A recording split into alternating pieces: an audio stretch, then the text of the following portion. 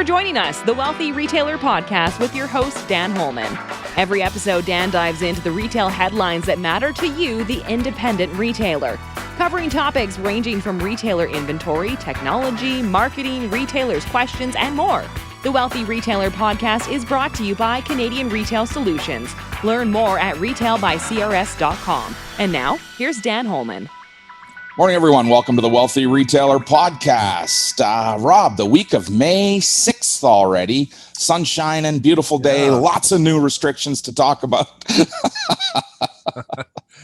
Well, you know, I pulled out an old quote. I think it's a good one, Dan, that, you know, you can't change the direction of the wind, but you can adjust your sails. And right. That's kind of where we're at. And what a nice way to say it.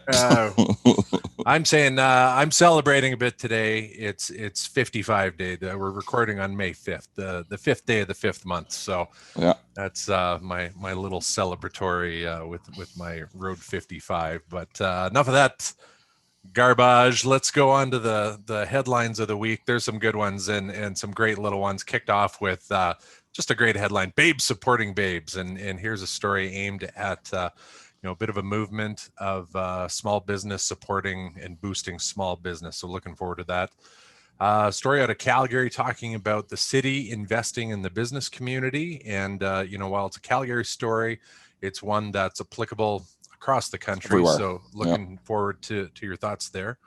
And a story about, this message isn't going away, and it talks about just every important, and that's the message of shop small.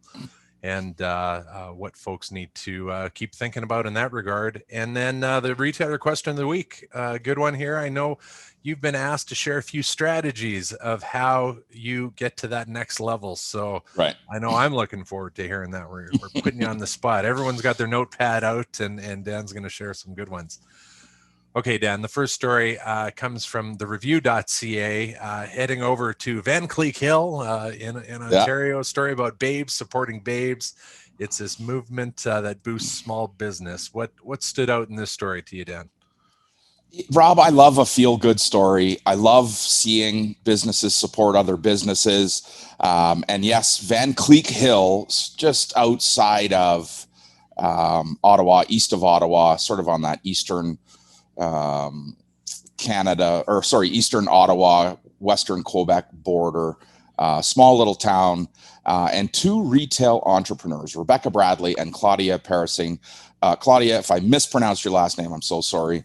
But Rebecca and Claudia have added a spin to one of their vendors, Brunette the Label. So Brunette the Label, we see it in a lot of fashion retail here in Canada. They're a Western Canadian company and have taken on this movement of, women empowering women.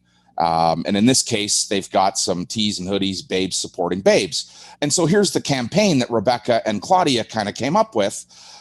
Every time they sell a babes supporting babes product, they've committed to supporting another business in their community.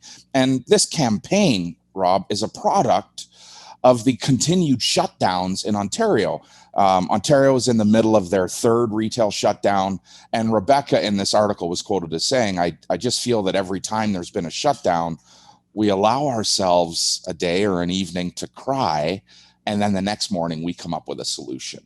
We decide how are we going to fight back. Yeah. And their solution today in response to this third level of shutdown, which, by the way, when you go into a small town like Van Cleek Hill, they're not riddled with big e-com giants.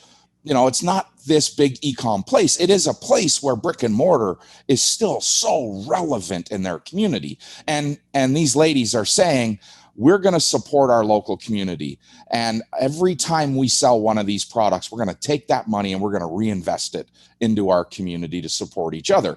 And what better way to rally support than going to the businesses themselves? This article goes on to talk about, or to say that the Shop Local campaign has already been embraced in Van Cleek Hill, as a number of business owners and suppliers are buying the babes supporting babes hoodies or tees, and then posting photos of them in these tees on the Pink Bow Tie Facebook page. So go check out Pink Bow Ties Facebook page. Check them out on Instagram.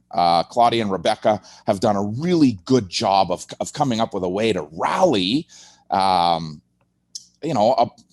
product within their community that says, hey, nobody else is out there looking after us. We need to do this ourselves. Yeah. And I think in the first week they had sold 60, babes supporting babes clothing products. And Rebecca was quoted as saying, we've already received so many messages from women who love this and say they're discovering a lot of new businesses. Yeah, that's really cool. They didn't know about, right? And so she says, I think we've got the perfect community to be able to do this type of project.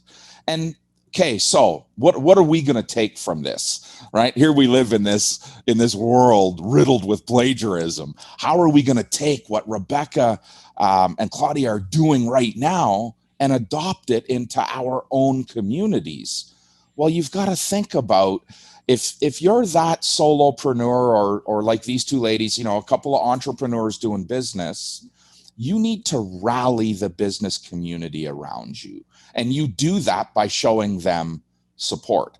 And, we're going to talk about Amazon later and another, shop local movement, or the continued need for a shop local movement. But even as an entrepreneur myself, somebody that's out there advocating for the small independent business, I still find myself at a time where I perhaps need that e-com opportunity, whether that's with, electronics or, cabling or something. We probably have that need. But every single opportunity we have to support our local community, we need to do that.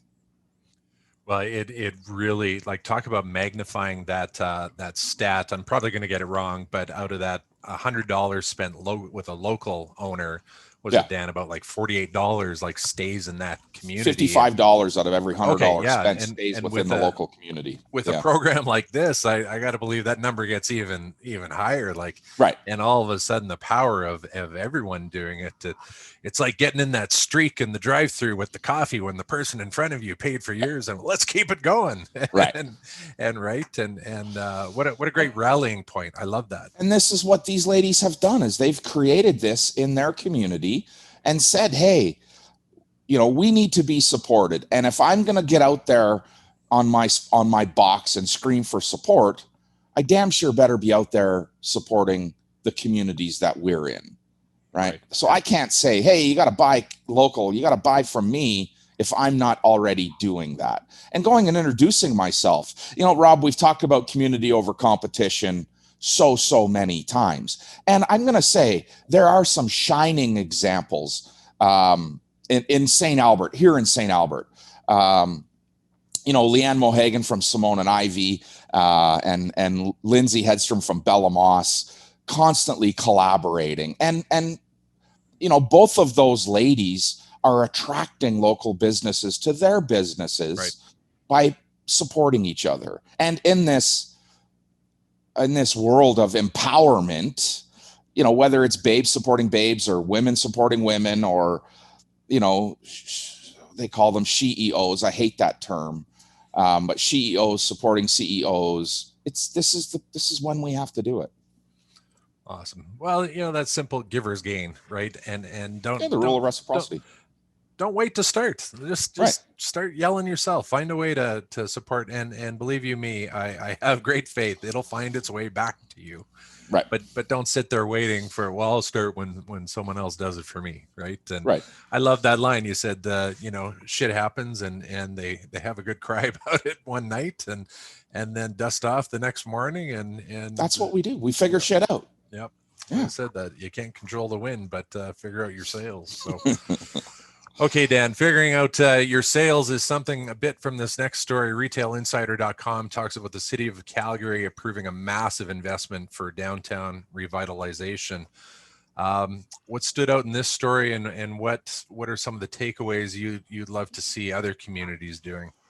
Well, it was funny. I looked first, Rob, at what was the conversation spark in this? What were we going to use to make this story relevant? And I think your conversation spark here was, what is the city's role in investing in growth? And, truthfully, cities and their economic development bodies play a significant part in building our business community, downtown and otherwise. And this article showcases how, Cowtown has stepped up to the table with a couple $100 million to help revitalize their downtown core.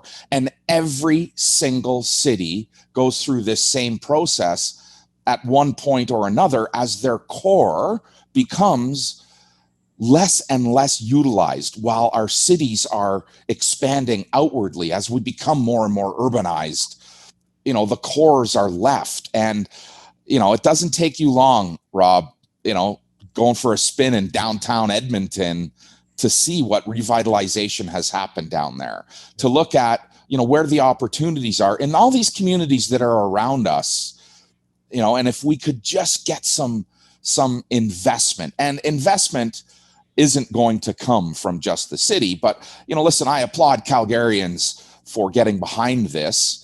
But I'm going to say, don't expect to see any big changes anytime soon.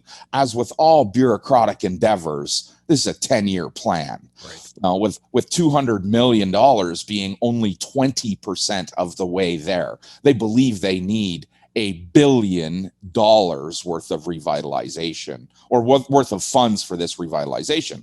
And for this shot to be on point, there's going to need to be significant investment from the private sector to keep the ball rolling. And I'll say to you, Rob, that the secret sauce for keeping a downtown core relevant is a mix of entertainment, food and beverage, and retail, and all of which has to be tourism supported in order to be ultra successful. Take a look at your own downtown core. Look at what's happening in downtown Edmonton. That's not because city council is approving spending.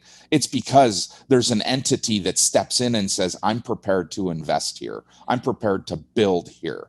Look at what the Oilers Entertainment Group have begun to accomplish. Yeah. The arena was really just the springboard for them, but they're now revitalizing that downtown core with significant investment. I'm about a block away from it, Dan, and I know because of COVID and the lockdown, when people do come back down here, they're gonna, where'd this come from? There's like 2 new buildings that have gone up in the last year to come, fill that area out, and yeah, as you say. But you're gonna remember, you're gonna remember here before they started to build this, world-renowned arena, the city had to step up to make this possible, but it took Mr. Cates to come in and say, this is what we want to do here. And this is the benefit. And now we're seeing hotels and restaurants, and all of our great favorite restaurants,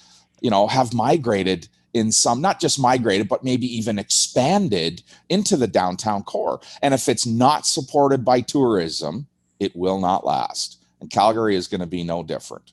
They've got to build a product that the tourists want to see, that brings people to town, like Edmonton does. We bring them clowns up from down there to our hockey arena. We let them in our barn. Occasionally. Yeah. Well, and a big chunk of this investment too is driven to the office conversion. The Calgary has gone through significant change, and so the first realization is, for anything to succeed, we've got to get people down to the core, living all the time. So I guess whatever the scale is, do you think that's something that any community of any size, lead that way and start with that focus? Because it is quite a mix of everything. You talked about the Oiler group, and I know gets people a little excited because it's that hockey owner, he doesn't need anything, but this feeds into the arts, into residential real estate and more. Well, you look at our downtown, Rob, we've got the new art gallery down there. Yeah. Right. I'm going to say new, relatively new. We're talking about a 10-year plan. So if something's 2 or 3 years old, I can still call it new. But we've got the art gallery. We've got a ton of new hotels, a ton of new residential, right? A ton of new entertainment venues, restaurant. That's what I'm telling you. Food and beverage and retail, right? Hospitality has to be part of a revitalization plan. And so how do our what are we here for? How does this impact the indie retailer?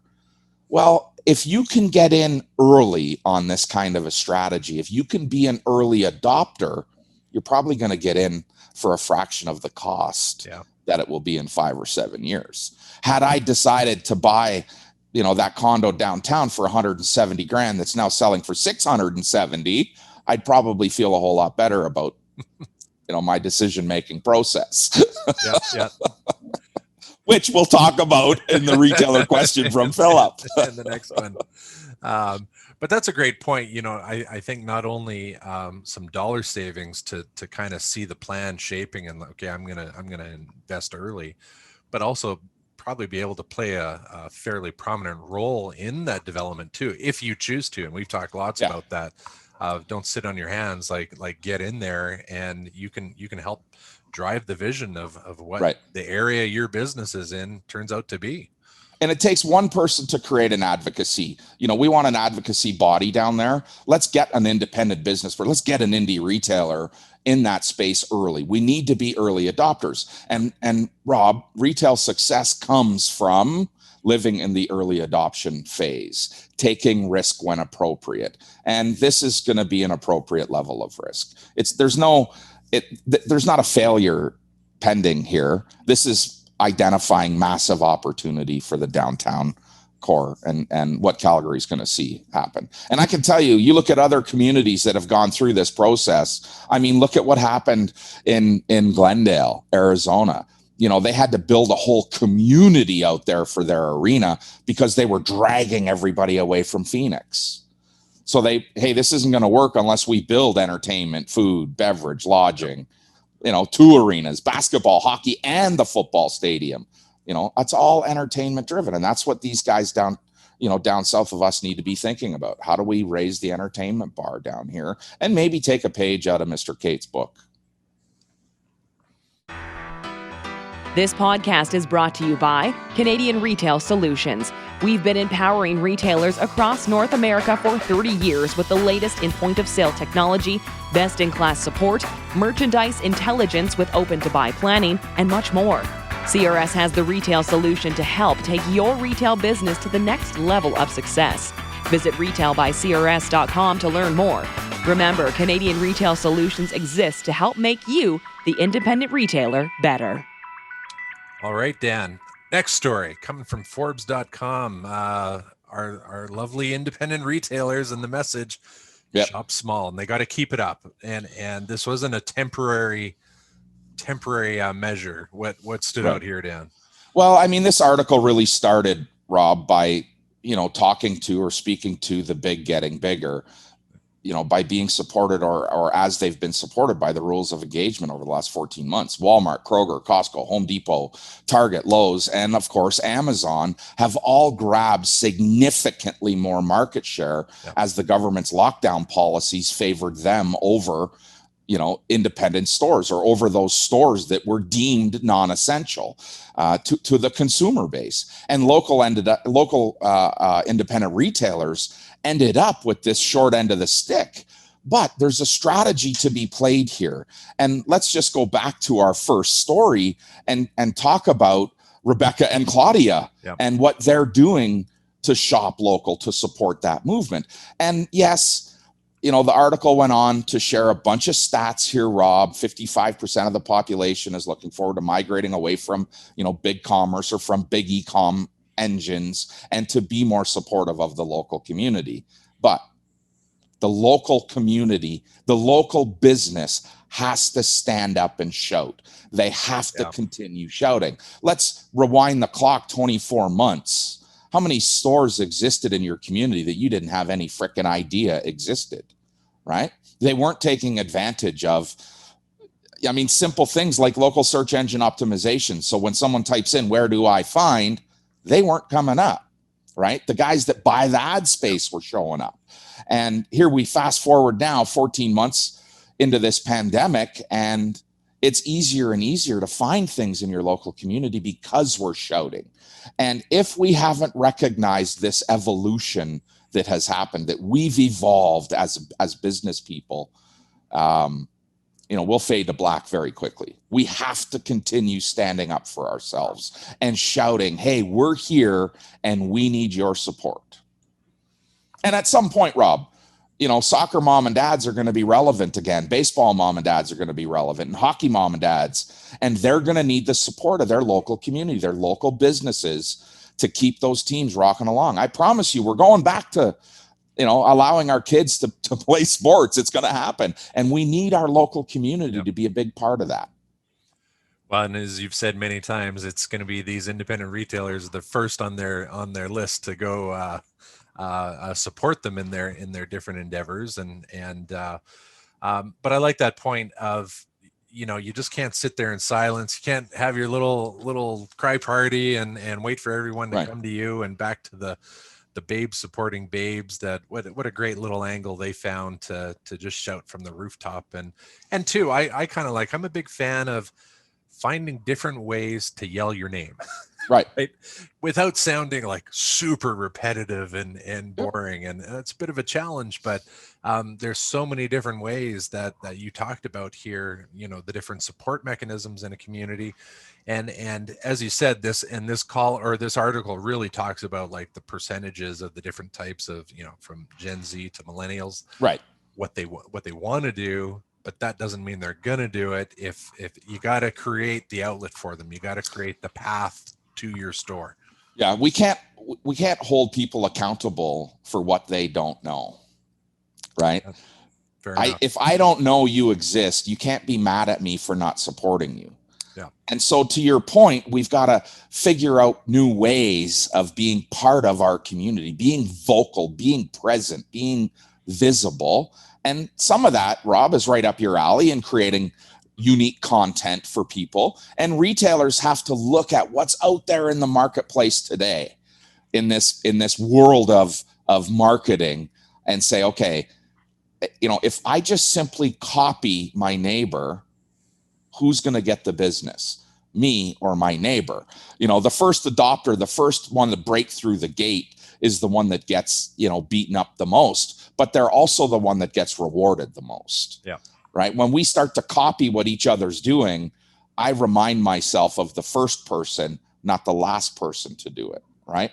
So being different with your messaging is critically important to continuing to shout support local. Let's come up with a message that really highlights who you are. And we've talked about this before so many times, Rob. You gotta be you, right? If you try to emulate me, if you try to be me, you're just gonna be me. And I'm gonna get the reward for it. I'm gonna get the credit for it, not you. You gotta be yourself. I like it. Happened to me yesterday, and just to share the our message is our message, and we're saying it all the time. We're doing it, and I think we get into this corner where, okay, everyone knows this. They know that. And yesterday, I didn't know you do that. I didn't know you have that. And I don't care what you sell or what your product or service. You've heard that line in the last month or two, and that's just a reinforcement that don't assume everyone knows you have it or you do it and you just keep pumping those messages out. Right. And because a lot of times, and there's good old school advertising, frequency and impression, people just need to hear it repeatedly. And I'm going to tell you this. So, in certainly the last decade, I feel like I've been fairly involved in my community. Maybe in the last 18 months that it fades a little bit to black, but I've always been pretty invested in this community and know a lot of the business people. You end up in the same circle with business people, whether it's chamber events or Rotary or hospital or whatever it is. You always end up seeing a lot of the same people. I mean, we're in a small town, Rob. We're only 60,000 people, and I need a fridge and a dishwasher for the new office. So I go in to see Sean, and I say to Sean, "Hey man, need a new fridge. Hey, how you doing, Dan? Blah, blah, blah. Yeah, good to see you again. Whatever." And I gave him the name of my company to deliver the fridge and the dishwasher to. I was like, Canadian Retail Solutions. He pauses for a minute. He's trying to think. He's like, I think I talked to you guys a year or so ago out in Toronto, looking for something. And I'm like, Toronto? You were probably talking to the guy that's 2 blocks away from you. But that was a reminder for me that here in my own backyard, people do not know what we do in St. Albert.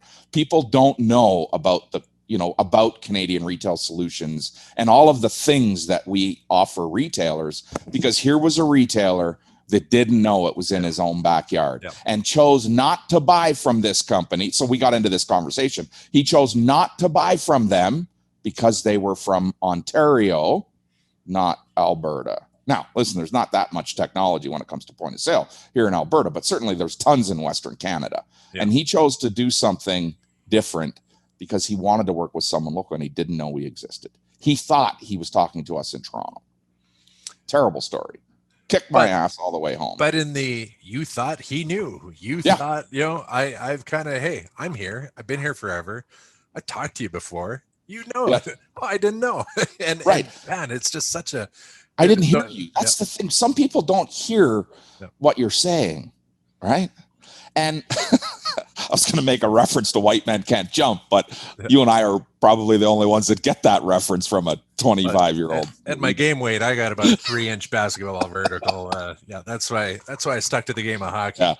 But so here for the retailers out there that are bored of their messaging, and I can tell you, I hear this constantly. I don't have anything new to show, so I'm not showing anything. I don't have anything new to show, so I'm not showing anything. But let's remember what your audience actually consumes from you. If you're really, really good at your weekly newsletters, you're lucky to get a 20 to 25% open rate. And of that, you're lucky to get a 5% click-through rate. Yeah. Right? Think about the traffic that walks in your front door. If you sell 2 out of 10, that means you didn't sell 8 out of 10. Think about that newsletter. If you got a 20% open rate, that means that 80% of the people never even opened it. Right? What you showed yesterday on your Facebook ad or your Instagram ads or TikTok or Reels or whatever you're doing might have been seen by 3,500 people yesterday. But in our community of 60 or 65,000, that means 60,000 people didn't see it. And we make the mistake of not going back to our well over and over and over again. We make the mistake as independent retailers or as retailers in general of not consistently marketing our best sellers. Well, it's my best seller. I don't have to. I'm telling you, people want to know what the best sellers are. And you got to hammer home. Yeah. This is what people love in my store. You might love it too. And showcasing different things. And we talk about this. And even on, the Retail by CRS website, there's a marketing health assessment. Go click that button and just have a talk with a marketing specialist to say, hey, what should I be doing? How should I be doing? Don't pay for anything today. Let's figure out what you should be doing. And this whole, mantra that we're talking about, shop local and support local, has to come from you being repetitive. You got to keep your foot on the gas, man. As soon as you lift off, traffic's gone by you. Right on. Good stuff, Dan. Okay, let's keep this advice coming here, and a good little segue into our retailer question of the week. What'd you get this week, Dan? Man, oh man, this came from Philip. It came last week. Philip is from Kincardine, Ontario. Kincardine, right out on the lake. Southwestern Ontario. And he says, hey, Dan, you seem to do a lot with your own companies. Can you share 3 or 4 strategies that help you get to that next level when you were starting out in business? So all transparency, I had to dig in deeper to the question to Philip to really understand what he meant by a lot with my own companies. And it turns out he sees me representing 2 or 3 different companies at the same time. Okay. And while it may seem at times that I don't sleep, I assured him it takes a village. And so as he and I chatted, we started to talk about, first, what are some of the common mistakes that I see young or new business owners making? And then how do we kind of quickly overcome or shift gears on those challenges? And I'll tell you that, these 2 or 3 things that I see as challenging for budding entrepreneurs, new businesses, is the same thing I see that challenges with tenured retail veterans. Okay. And we talk about, these 3 or 4 things being identity is a problem or is an issue for us. I'll expand on these in a second, but identity, funding, objectivity, and mentorship. And so what do I mean by identity? People don't always truly know who they are or who they want to be. Let's just talk about a young business person. Their education comes from their part-time job or their degree, which teaches them to lay out a well-thought, well-defined business plan that has no vision.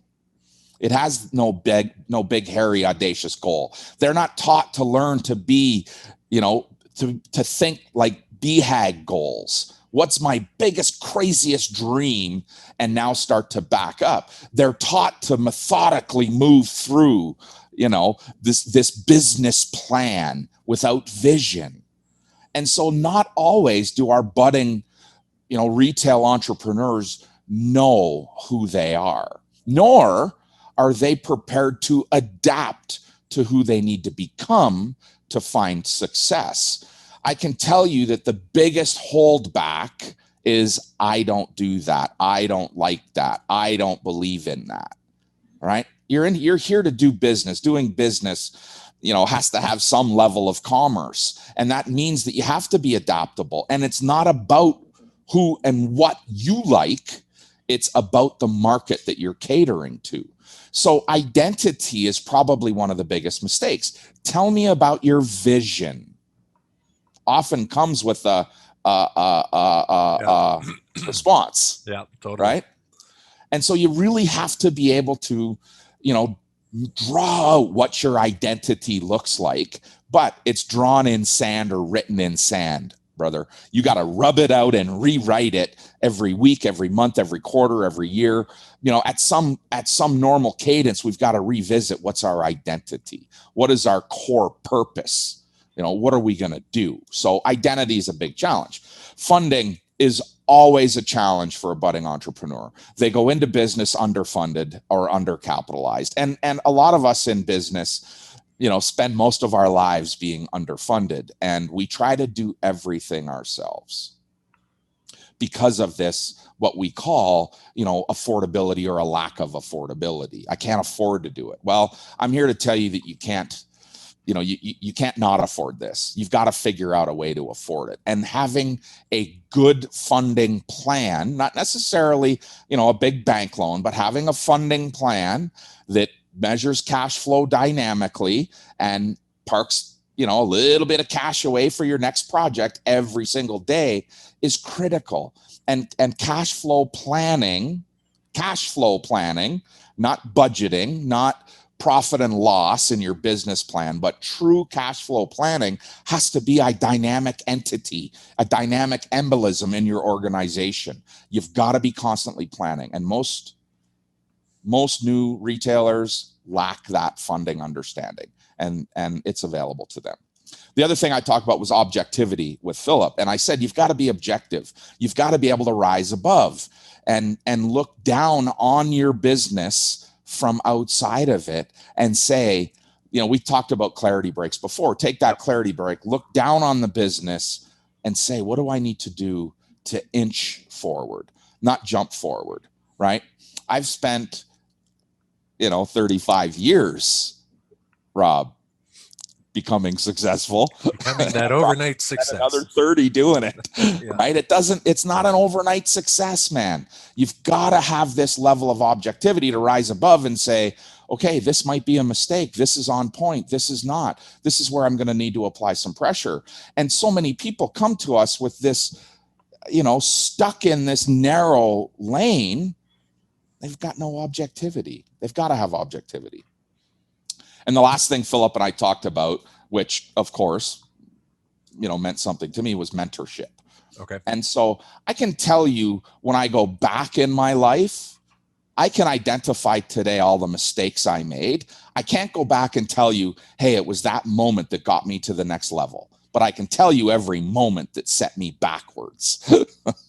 And that realization of what I did wrong is part of what we share in a mentorship relationship today, or a mentorship role. And for every budding entrepreneur out there, if you don't have a mentorship plan in your business today, you are missing something. And listen, mentorship doesn't necessarily come from a guy that gets paid to do it, right? We have business advisory teams that are there to help. And I promise, if you picked up the phone and called your accountant and said, hey, Scotty, I need some business advice. I need somebody that's objective. Could I get an hour of time a month from you? Yeah. If you called your commercial bank account manager and said, hey, I'd love to get an hour of your time a month to sit on my business advisory team, I guarantee you're going to get a positive response from these people. And I could tell you, Rob, going through business in my life, that my successes have all come from being surrounded by people better than me, by people that know more than I know, that have been there, done that, have failed at something and succeeded at something.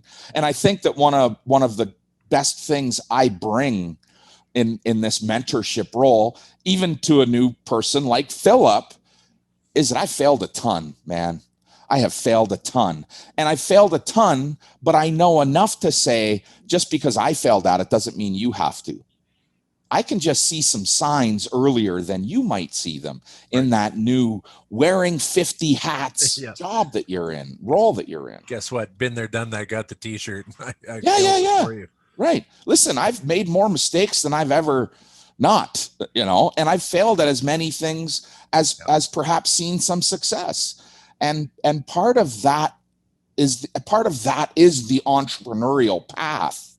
You have to be spiraling out of control before you can start to move up, or feeling like you're, a hamster on the wheel before you break through that glass ceiling. And you need to have mentorship. You've got to surround yourself with people that are prepared to share openly, not tell you what to do, but ask the right questions so that you make better decisions. And so thankfully, Philip and I got connected over that. And I said to him, I really am not doing that much. I truly believe in delegating and elevating, to my unique ability. I have really good people around me.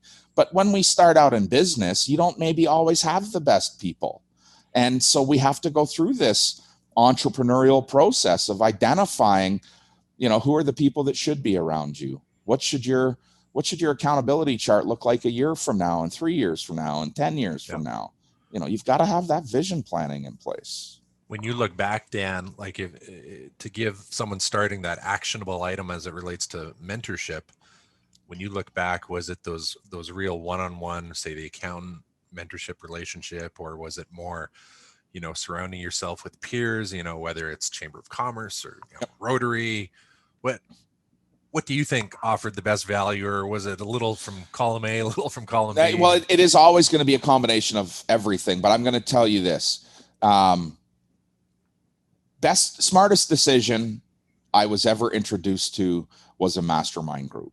Not everybody can afford to be part of a mastermind group, but it allowed me to assemble with peers, 12 or 15 of my peers, and learn and give and take, from those best practices and from the financial metric analysis. And so being part of that mastermind group was a really healthy thing for me, because I was young. I didn't know a ton. It gave me exposure to things I didn't know. So certainly that mastermind was a great opportunity. I can tell you this, from the very first trade show I ever went to, my mentor, I'm going to call Stan my mentor. He became a good partner to me, but really Stan was in a mentorship capacity. And the first time I went to a trade show with him, we parked our asses in a seminar. We didn't go buying. We sat in a seminar. And I say this to retailers all the time. If you're going to Magic, if you're going to Coterie, or if you're going to go to No Show or Trends, or wherever it is you're going to buy from, Atlanta, go to the seminars, look at the seminar list, learn from those people that are out there sharing their expertise. be a sponge and just absorb that. Walk away with one thing from every seminar that you can write on a playing card and park it on your desk until it's time. So I did, Rob, trade shows was a big thing for me, going to those seminars and then having the ability to be exposed to a retail coach. And I think I've talked about this before. I really had two good coaches in my life. One is, his name was Lee Rochelle. He was a very strong operational guy. Really sound on the operational, on the back of the house kind of stuff. And then Tony Lester, still absolutely my favorite sales coach ever. I can still hear Tony's voice in my head as she would say, what's your mission today? And I've regurgitated that for 12 or 15 years. What's your mission today? What brings you in today, and the power of you. Nice. And that Tony really impressed that upon me. And she still reigns supreme in my mind as one of my better, sales mentors. And that's what she was. She was a mentor to me. And whether we were in a monetary driven relationship or not, I always had the ability to text her, call her, talk to her. And I've had that good fortune and still have good contact with lots of different mentors and follow some of them still today. I mean, David McMahon was a really smart, young accounting mind. His father, Wayne McMahon. I mean, I still loved those guys. Phyllis Bosco from she was with, Profit Systems, and Shelley Parlin, who left retail and went into residential real estate. I mean, all of these people became mentors to me. And I leaned hard on them because of their been there, done that, and their willingness to share openly, to be vulnerable. And I'm definitely not afraid to say to you, man, oh man, I made a lot of mistakes. You got a couple hours and a half a bottle of scotch. Let's sit down and we'll start to talk about them. But that's I really like even when sharing that story of going to the big shows and my takeaway, what I heard you talk about vision, mentorship, and how you saw the value gained more out of around that vision mentorship than the to your first point, getting lost in the technical of a business plan and I got to go buy and just the value you got as a business person focusing on those things. That's awesome. And Rob, there is so much of that available in our marketplace today, more today than there ever has been. And I'm going to tell you this, retailers, if you're not following these people virtually, you should be. All these people that speak at trade shows, they're there for a reason. They get those invitations for a reason. They are, leaders in their field, in their industry. And Magic may be back in person in August for people, and retailers need to be part of, that education that you can get. That's technically free. You've already paid to go to the trade show. Yeah. Stop wasting your time buying shit from 800 different vendors out there. Spend a little bit of time on yourself. I like that. Right on. Yeah. Well shared, Dan. Well shared. So, okay. Philip, man, have really grown fond of you in the last week or so. Love your vision. Love the opportunity to sit down and chat. As he's getting started. And for anybody that's listening, if you've got a question, if you've got something pulling on you and you want to get an answer, just send an email to dan@thewealthyretailer.com. I promise I don't have all the answers, but I promise I'll know where to get an answer if I don't know it. And certainly, we're going to share this what we call the retailer Q&A, retailer question in our next podcast, our next newsletter. Yeah. So be sure to head over to retailbycrs.com, hit that newsletter button, and subscribe to the weekly newsletter. There's all of the links to these stories that we talk about today.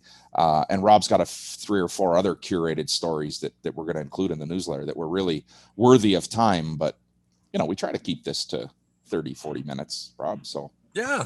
Can't hit them all. Can't hit them all. A few more stories in the world of cannabis, a company that is just hardcore driven by data. And so an interesting take there. I like this term, shopping festivals. And I think this falls a little bit under, the babes supporting babes, where it does. They're creating initiatives that, darn it, let's create a shopping event. And lo and behold, people will show up for that stuff. So maybe that sparks an opportunity that you can take a look at. And I like this. The future likely belongs to small shopkeepers. And you alluded to it with the data that's there that really showcases people want to support this. Right. But let's create that connectivity for them and that opportunity and stand back and watch. So as Dan said, head to retailbycrs.com, sign up for the newsletter. Thanks for listening this week. It was a fun one. Yeah. Thank you so much for everybody listening. Appreciate it. Hope you have your best retail week. Cheers.